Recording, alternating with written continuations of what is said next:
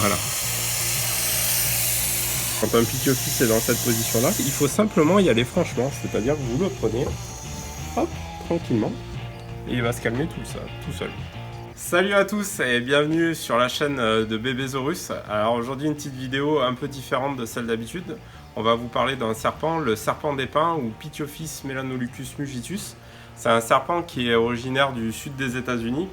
Et je vais vous parler de toutes ses particularités, dont son caractère très bluffeur. Vous allez voir, c'est assez étonnant. Je vous referai la vidéo sur les Rhacodactylus lecanus la prochaine fois. Hein. Vous inquiétez pas, je ne l'ai pas oublié. Le fameux serpent des pins, en fait, on va vous le présenter là vite fait, que vous voyez un peu à quoi ça ressemble. Donc vit plutôt dans des environnements type forêt de pins, sèche ou maquis. Il vit principalement dans des terriers.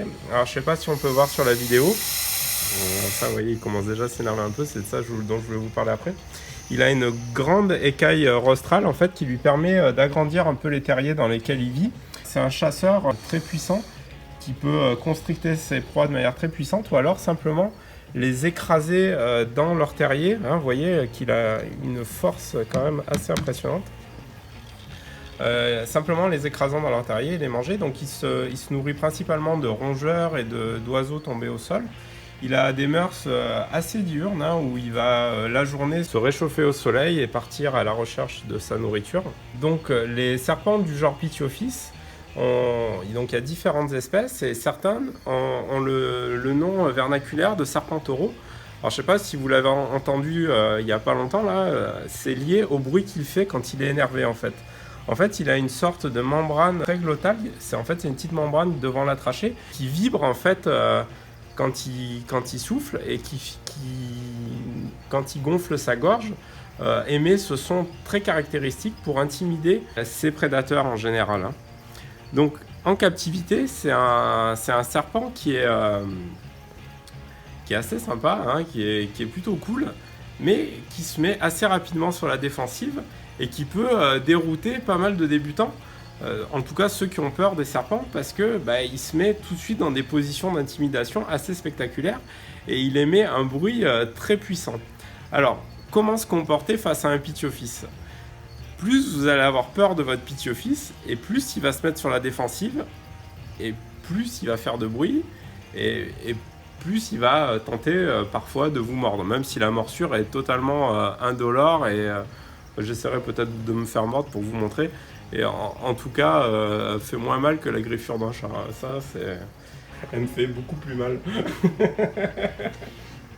Donc, alors, je vais essayer de me comporter comme quelqu'un qui est pas sûr, qui voudrait bien le prendre, mais qui a peur. Et on va voir son comportement.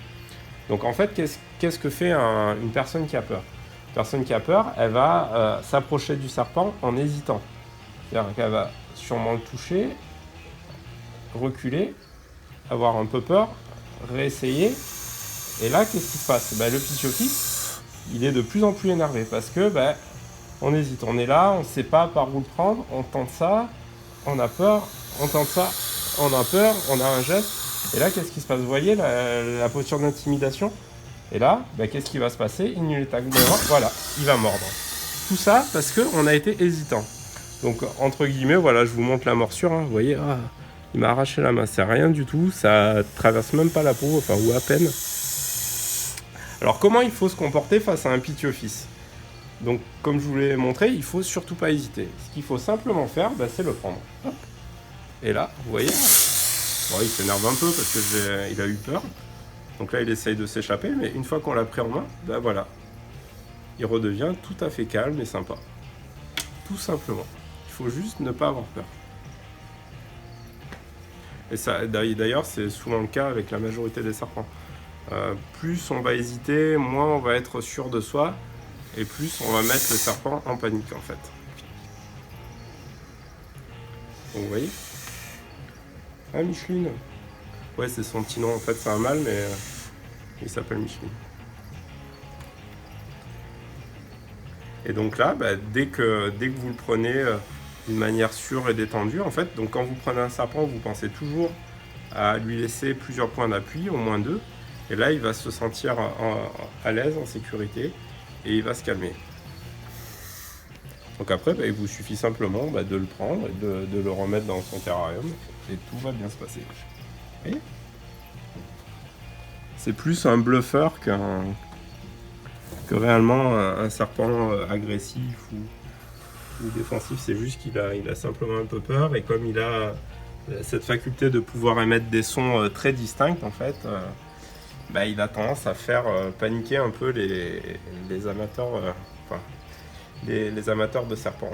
Voilà. C'était juste une petite vidéo simple pour vous parler, vous présenter Micheline. qui est un grand bluffeur. Voilà, donc n'hésitez pas à nous suivre sur notre page, à vous abonner, parce qu'on va faire pas mal d'autres vidéos dans l'avenir, et puis pourquoi pas venir nous voir ici à Bébésaurus à Lyon. Allez, je vous dis bonne soirée à tous. Salut!